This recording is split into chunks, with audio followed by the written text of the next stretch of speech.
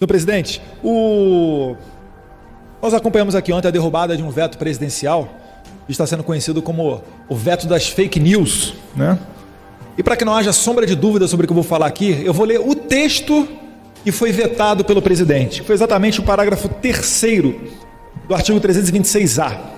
Diz aqui: incorrerá nas mesmas penas deste artigo quem, comprovadamente ciente da inocência do denunciado e com finalidade eleitoral, divulga ou propala por qualquer meio o ato ou fato que lhe foi falsamente atribuído.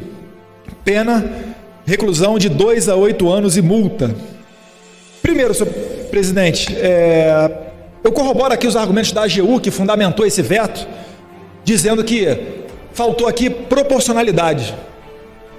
Não estou entrando no mérito do dispositivo, mas se pararmos para pensar que um homicídio culposo, quando você tira a vida de alguém, ainda que sem querer, isso é punido com 1 a 3 anos de cadeia, e você imaginar que você está propagando uma notícia com finalidade eleitoral de alguém a quem teve falsamente atribuído assim um crime, 2 a 8 anos, não dá para entender. Um crime contra a vida, 1 a 3 anos.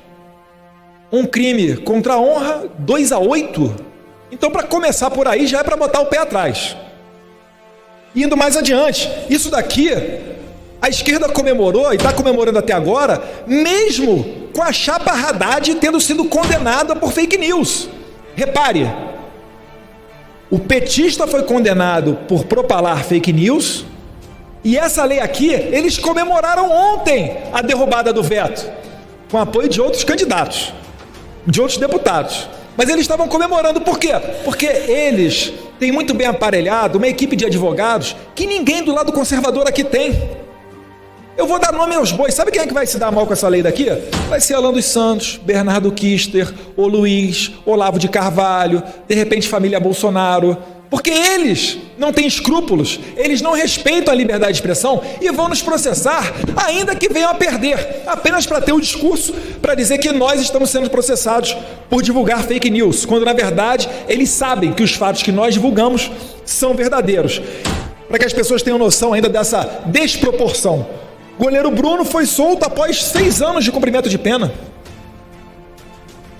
2 a 8 anos realmente não é proporcional. E isso se estende até para a imprensa. Em 2014, teve uma capa da Veja, quem puder dar um Google e ver, chamava assim: eles sabiam de tudo. Aí tem a foto do Lula e da Dilma. Se a Veja repetir uma capa dessa durante o período eleitoral, o responsável vai começar com 2 a 8 anos. Porque estava se tratando de uma denúncia. E veja só que bizarro.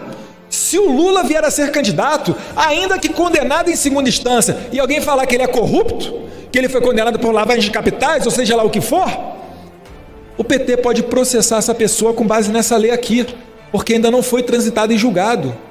Pode-se dar essa interpretação.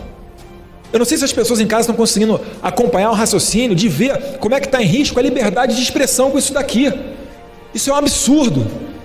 É por isso que eu me comprometo a buscar o presidente do meu partido, porque o partido é o legítimo para propor ações diretas de inconstitucionalidade junto ao STF, para que a gente consiga barrar essa lei.